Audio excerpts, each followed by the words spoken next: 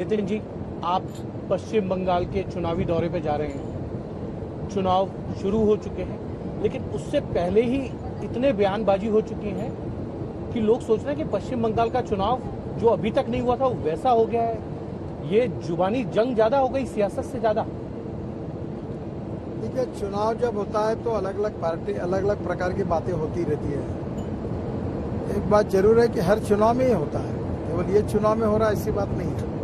और अब चुनाव में हर पार्टी को अपनी बात रखने का अधिकार है, तो चर्चाएं तो होगी। आपकी पार्टी कह रही है कि हम 200 से ज्यादा सीटें जीतेंगे, 298 में से। देखिए, 3 एमएलए से 200 पार कर जाएंगे। देखिए, एक बात तो ये निश्चित है कि बंगाल की जनता ने लेफ्ट पार्टी की सरकार का भी अनुभव किया है, कांग्रेस पार्टी की सरकार का भी अनुभव किया है। दोनों को बदलकर उन्हें ममता जी को मौका दिया है। अब ममता जी की भी सरकार उन्हें देखी है।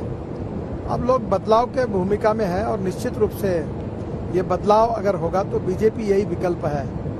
और इसलिए निश्चित रूप से मेरा विश्वास है कि इस चुनाव में भारतीय जनता पार्टी की जीत होगी और हमें मेजोरिटी मिलेगी। ममता बनर्जी कह रही है कि बीजेपी को संस्कार नहीं मालूम, बंगाल के परंपराएं नहीं मालूम, संस्कृति नहीं मालूम है। ये बाहरी लोग हैं, ये बंगाल में आ रहे हैं बाहर से। श्यामा प्रसाद मुखर्जी जो हमारे जनसंघ के संस्थापक थे वही तो बंगाल के थे। जनसंघ की स्थापना करने वाले श्यामा प्रसाद मुखर्जी जिस बंगाल में आए और जिन्होंने जनसंघ की स्थापना की, तो बंगाली संस्कृति इतिहास उन्होंने हमको बताने की आवश्यकता नहीं है। ममता बनर्जी तो प्रधानमंत्री नरेंद्र मोदी को लेकर उन्होंने एक भाषण दिया था। उन्होंने कहा था कि ये दंगाई हैं, अमित शाह दंगाई हैं, ये लोग दंगा करा के चुनाव जीतना चाहते हैं यहाँ। देखिए, ये सब बातें जो है वो गलत है। हम लोकतंत्र पर विश्वास रखते हैं।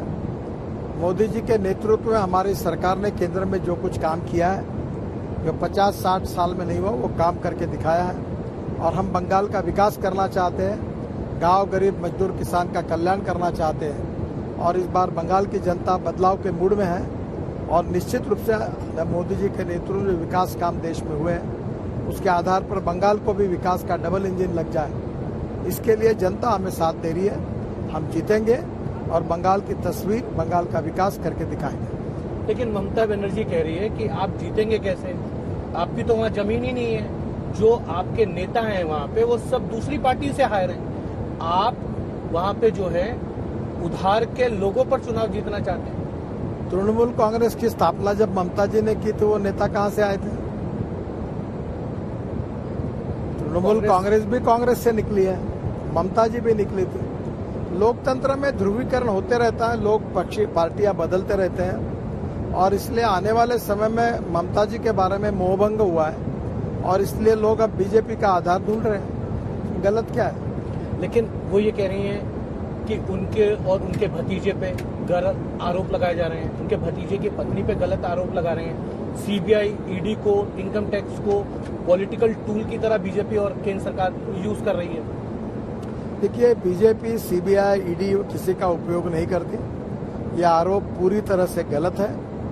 और एक बात जरूर है कि बीजेपी का जनसमर्थन बढ़ने के कारण ममता जी काफी अस्वस्थ हुई है और अस्वस्थता के कारण इस प्रकार के बयान कर रहे हैं, ऐसा मुझे लगता है। सर, एक सवाल है, बीजेपी की बारात निकल रही है, क्योंकि बारात है, आप इस तरीके के जुमले वन लाइनर बड़ा यूज करते हैं।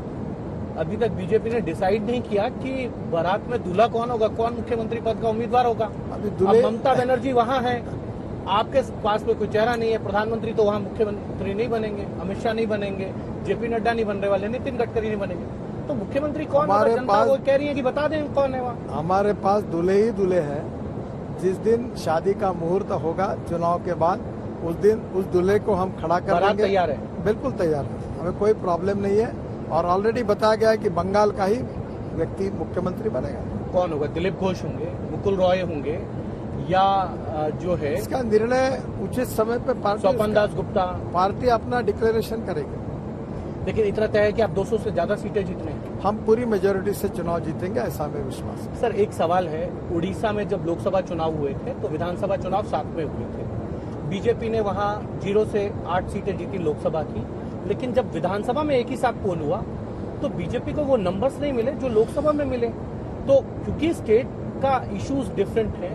तो ऐसा तो नहीं कि लोकसभा में 18 सीटें बीजेपी ने वहां पे जीत ली थी। इस बार विधानसभा चुनाव है और विधानसभा में वो हो जो दिल्ली में हुआ था, 7 लोकसभा जीते और 8 विधानसभा सीटें जीत गए। मुझे ऐसा लगता है कि इस बार बंगाल में जो सरकार है उसके प्रति लोगों के मन में नाराजगी है। वो बदलाव चाहते हैं, परिवर्तन चाहते हैं और विकल्प के रूप में बीजेपी के सिवा कोई ऑप्शन नहीं है और इसलिए जनता हमें चुनकर देगी। जैसे लोकसभा में हमको शानदार जीत मिली थी, उससे भी अच्छी जीत मिलेगी और बीजेपी को मेजोरिटी मिलेगी, यही मेरा विश्वास है।